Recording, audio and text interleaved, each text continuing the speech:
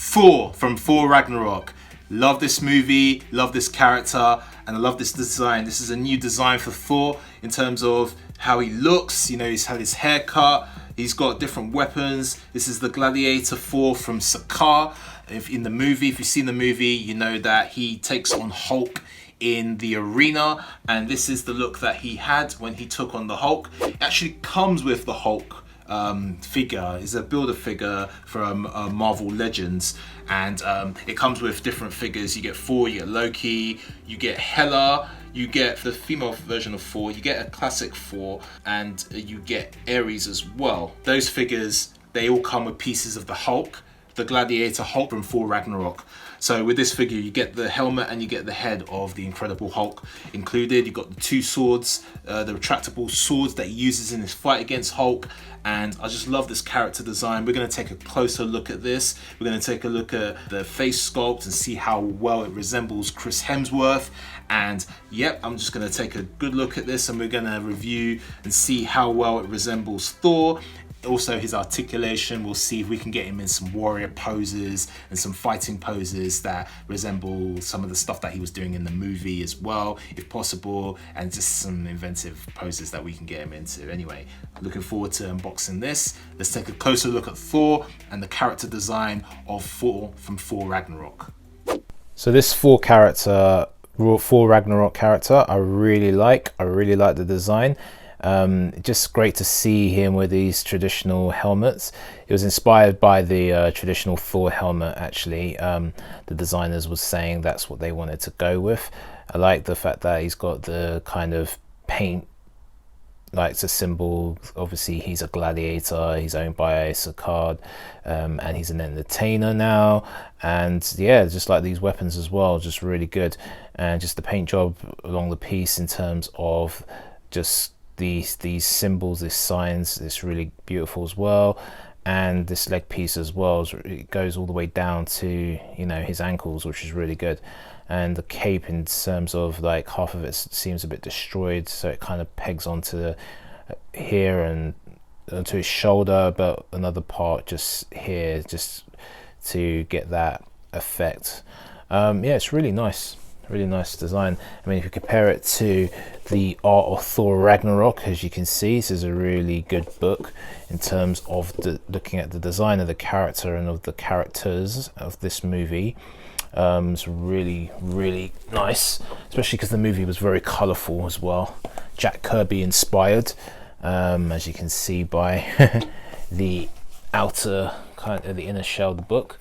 Now looking at the Thor characters, there's some great art designs of all these different characters. Obviously you got Hela, you got all the characters in here, Hulk, Korg, etc.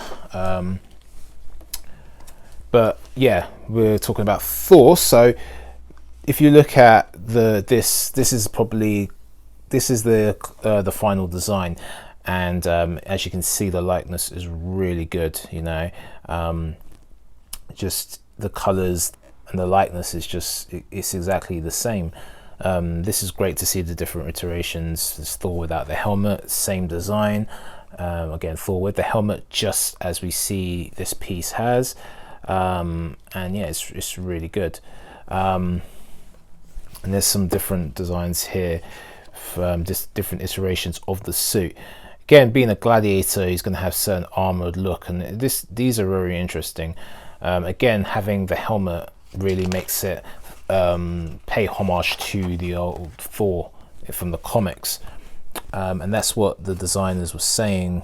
Like I said, they wanted to kind of hark back to that Jack Kirby run and to Thor wearing his helmet, because they hadn't seen that in the Marvel Cinematic Universe yet, so they wanted to do it in a way that made sense. So when he puts on the helmet piece, you notice that like he has to push these parts up here when he puts it on, and he just pushes it down and that part comes up. So these were different kind of designs that they had, different colors, as you can see. But it's really interesting to see the progression of the character piece and the colorfulness of it. It's just really good. I mean, look at that, it looks really good. But it looks like the traditional Thor in a way. The irony, this kind of gone back to that. Here's some more extravagant kind of figures but it's good to see where this kind of, where you can see the inspirations of what, of how they designed this. Really interesting. This one looks more like Achilles almost. So like Troy, you know, it looks a bit more like a Troy design, but that's where they were going. They were well, obviously this one's a bit more like, I feel like it's more like a Maximus kind of design, and this one, like I said, looks more like a Troy kind of Achilles design, which is really cool. I love the fact that Thor's always getting electrocuted in the Marvel universe, and they were showing that device that electrocuted him and different effects for that.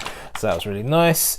And here's some designs for the weapons. So here's the sword that he uses, and the designer said they wanted it to be like a retractable blade. So that was really cool, because you see when he gets in this kind of stance and he is ready for battle against the Hulk, basically those blades come out. They kind of retract forward, so it was really nice to see. The design is really interesting. One, it's a blue blade, the color is blue, so that's different from like your typical kind of silver blade. And then you can see these different kind of markings on the blade which represent the retractions, like it's like a Swiss Army knife in a way. So it retracts out when it's ready to be used. When it's not, it retracts in. So that was some of the designs of this blade. You can see the different iterations of it here.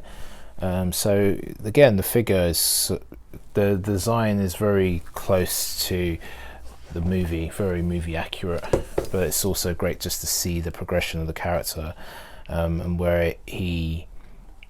how he progressed, you know. I really like this iteration of Thor. It's different, it's very different. And I think Taika Waititi, the director, seems like a very colourful character, and this was like almost the perfect movie for him to be involved in terms of the Marvel universe anyway, bringing back that Jack Kirby, like really colourful, really vibrant colours, you know, in the colour scheme of the movie, in the costume design. And Thor, to bring him to, I think a lot of people really liked this version of Thor. A lot of humour, a lot more humour. It looks like he's having a lot more fun, even though Thor Ragnarok is quite a dark film. He loses his father, he loses a lot of people, you know, Asgard is destroyed. So it's quite interesting that it was actually the film with the most humour. Thor had the most humour, and most people actually really like Thor Ragnarok the most. I liked all the Thor movies, to be honest. I really like all of them, but this design for Thor is actually my favourite. I know it's not like how Thor traditionally looks, but I mean in terms of like the comic book, it's actually quite accurate in this kind of, or let's not say accurate, because there's so many iterations of the character. It's an artistic piece, so you can do different variations, but it pays homage to the Jack Kirby run and that old school kind of helmet, which is really cool. But yeah, I really like this piece. And again, it showed Thor as a warrior who, even without his powers, because he's obviously been depowered when he's in Sakaad, even without his powers and losing his hammer, he's still able to use different weapons, as in these two blades and the other weapons that he had. He had a shield, and he had this kind of impact weapon, he kind of like a club in his fight against Hulk as well at the beginning. But even without his hammer, without Mjolnir, he's still a very powerful warrior. You know, he doesn't necessarily need the thunder, the lightning. Even though he uses that, he can still fight hand to hand, you know, with a powerful being like the Hulk. So it was good to see him in gladiatorial combat and being able to use different weapons, you know, being able to use double-bladed two swords, you know, two-handed swordsman, you know, being able to use a shield and a blunt force weapon, an impact weapon. So yeah, it's really cool, but very nice design. So now let's take a closer look at the articulation and see how well that this character poses in terms of fighting poses. in terms of what we can get him in and see if we can resemble some of the fighting stances that we see in the movie. So Thor's articulation, it's pretty good. Okay, his cape's falling off. So his head moves up that much, down that much, goes side to side. Doesn't really rotate too much. On this part, on this arm, you gotta watch out for this piece, because obviously that will hinder the maneuverability of the arm a little bit, but you can still move the arm, so it's fine. I'll show you the articulation here. Moves up that much. He's got a bicep swivel. He has double jointed elbow joint. His wrists move around, which is good for holding the sword as well. Ab crunch, not too much. Moves back that much. He can move side to side. He does the splits that much, and he has his knee joint goes that much, and ankle joint, so points forward like that, and kind of swivels ankle pivot here, which is pretty decent. Still, it's a little stiff, but again, for the poses you're going to do with Thor in the Gladiator pose, it's not too bad. The cape moves as well. You can take the cape off if you want. It's just a peg joint that's attached to this piece here, so you can actually take it out if you want and just have him like that. This piece can be removed as well, but I'm not going to do that right now. And yeah, that's the articulation for Thor Ragnarok.